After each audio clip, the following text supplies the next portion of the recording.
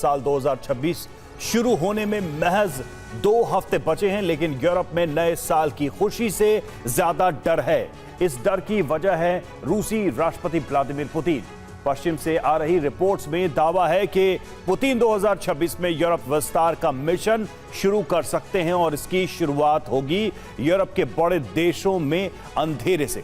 रूस का plan Britain, Germany, France जैसे देशों में ब्लैकआउट का है। दावा है कि इसके बाद रूस यूरोप पर हमला कर देगा। दावा है कि पुतिन का प्लान लंबे युद्ध का है जो यूरोप के सरेंडर तक जारी रहेगा।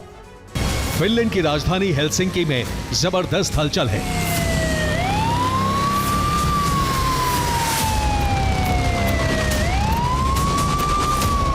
इस हलचल की वजह है यूरोप के 8 देशों की बैठक। वो 8 देश जो मिलकर यूरोप के ईस्टर्न फ्लैंक को बनाते हैं।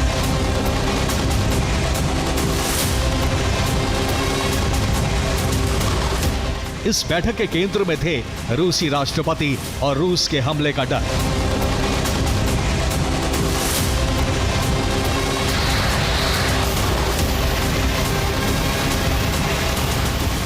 Finland, Sweden, Estonia, Latvia, Poland, Bulgaria, Romania और लिथुआनिया की बैठक हुई। इन सभी देशों ने एक साझा बयान जारी किया जिसमें रूस को यूरो एटलांटिक क्षेत्र की शांति और स्थिरता के लिए सबसे बड़ा खतरा बताया गया।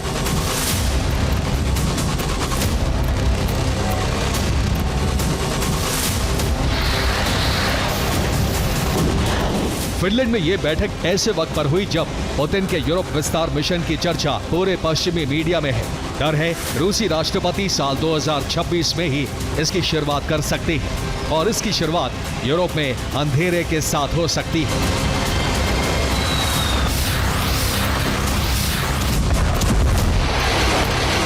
डर है रूसी राष्ट्रपति यूरोप के बड़े देशों को अंधेरे में डुबा सकते हैं, जिसमें Britain, France, Germany, Denmark, Finland और पोलैंड रूस के टॉप टारगेट होंगे। इन देशों की सिर्फ राजधानी ही नहीं बल्कि सभी बड़े शहरों में ब्लैकआउट हो जाएगा। यानी रूस का प्लान यहां सब कुछ ठप करने का है।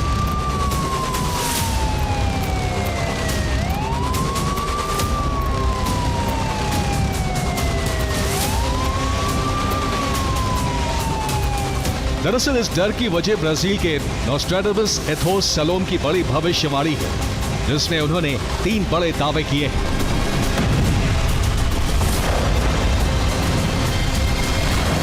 नंबर 1, 2026 में यूरोप अंधेरे में डूब जाएगा, जिसकी वजह रूस का साइबर हमला होगा। नंबर 2, यह रूस और नेटो के बीच टकराव का कारण बनेगा। नंबर 3, आने वाली तबाही को रोकना मुश्किल होगा।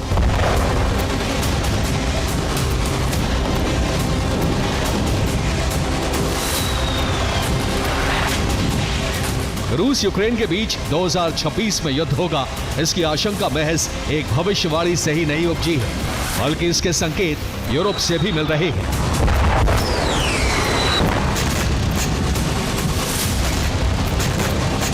फिनलैंड के प्रधानमंत्री ने आशंका जताई है कि अगर यूक्रेन युद्ध विराम होता है तो पुतिन नेटो के पूर्वी देशों में अपनी सेना भेज सकते हैं। वहीं जर्मन सांसद रॉडरिच हीसवेटर ने दावा किया है कि रूस ने बेलारूस में 3,60,000 सैनिक तैनात कर दिए हैं।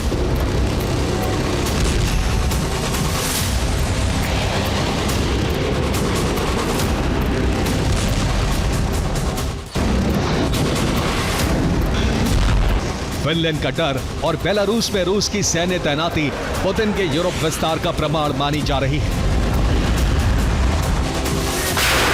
पश्चिम से आ रही रिपोर्ट्स की माने तो रूस यूरोप के खिलाफ 3 चरण में ऑपरेशन शुरू कर सकता है।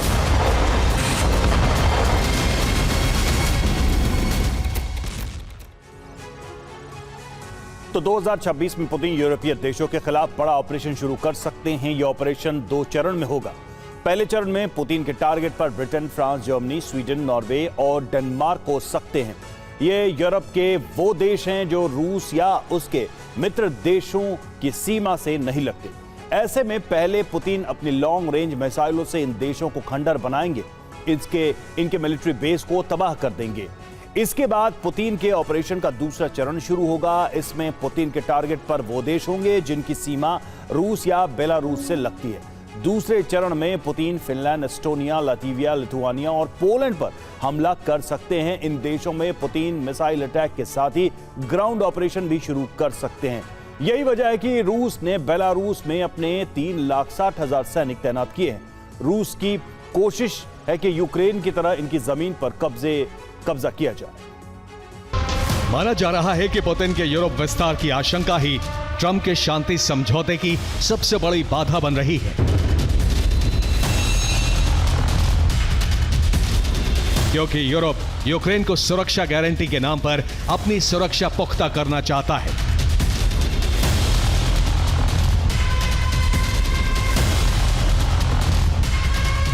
यही वजह है कि नीदरलैंड्स समेत कई यूरोपीय देश यूक्रेन में शांति सेना के तौर पर अपनी मिलिट्री उतारने की तैयारी में हैं, ताकि रूस को यूक्रेन में रोका जा सके।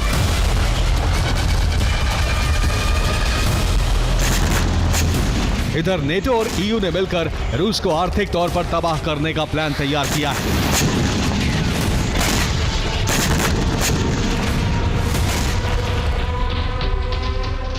यूरोपियन यूनियन एक अंतर्राष्ट्रीय आयोग बना रहा है, जिसका काम यूक्रेन में तबाही का हर्जाना वसूलना होगा। यह हर्जाना रूस से वसूलने की तैयारी है। इधर यूरोपियन कमीशन ने रूस की फ्रीज संपत्तियों से $221 बिलियन कर्ज के तौर पर यूक्रेन को देने का प्रस्ताव दिया है।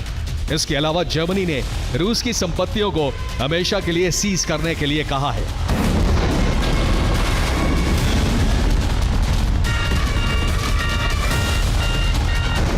इधर यूरोप के रवैये को देखते हुए रूसी राष्ट्रपति आग बबूला हैं। पुतिन के करीबी पत्रकार व्लादिमीर सोलोव्योव ने बर्लिन समेत यूरोप के तमाम बड़े देशों को तबाह करने की धमकी दी है।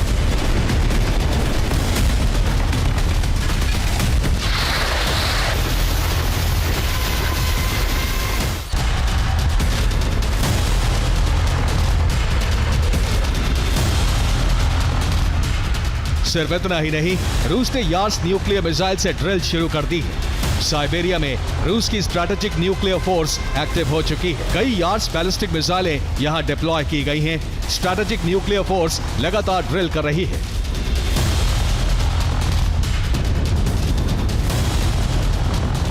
इधर रूस की तैयारियों को देखते हुए ब्रिटेन ने खुले तौर पर घोषणा कर दी है कि वो पहले से ही रूस के खिलाफ युद्ध में है। सिर्फ इतना ही नहीं, ब्रिटेन ने अपने प्रोजेक्ट नाइटफॉल पर भी तेजी से काम करना शुरू कर दिया है।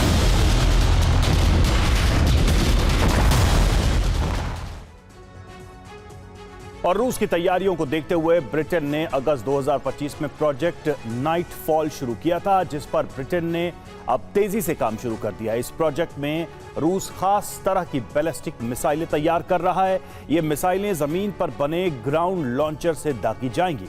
अपने साथ 300 किलो बारूद लेकर जाने में सक्षम होंगी, लेकिन इन मिसाइलों की सबसे बड़ी खासियत होगी बिना सैटेलाइट के हमला करने की क्षमता। दावा है कि ये मिसाइलें किसी भी मौसम में बिना सैटेलाइट की मदद के 100% एक्यूरेसी के साथ हमला कर सकेंगी।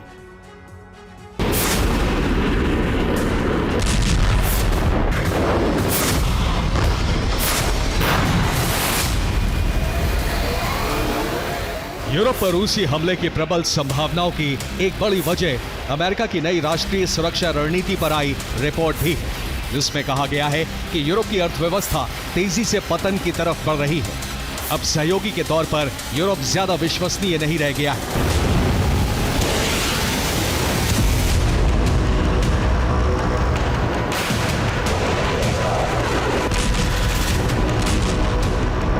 ऐसे में ईयू को डर है कि यूरोप के बिना अमेरिका की सुरक्षा गारंटी का युग खत्म हो सकता है, और इन हालात में पुतिन यूरोप पर हमले के लिए आश्वस्त होंगे।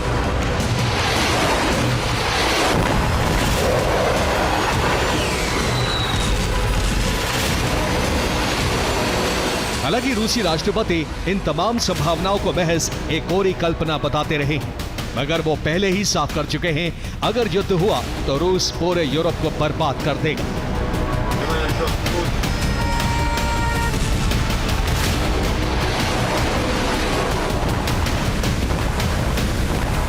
साफ है, रूस और यूरोप के बीच तनाव अपने आखिरी दौर में पहुंच चुका है। किसी भी पक्ष की एक छोटी सी गलती दुनिया को महायुद्ध में झोंक सकती है।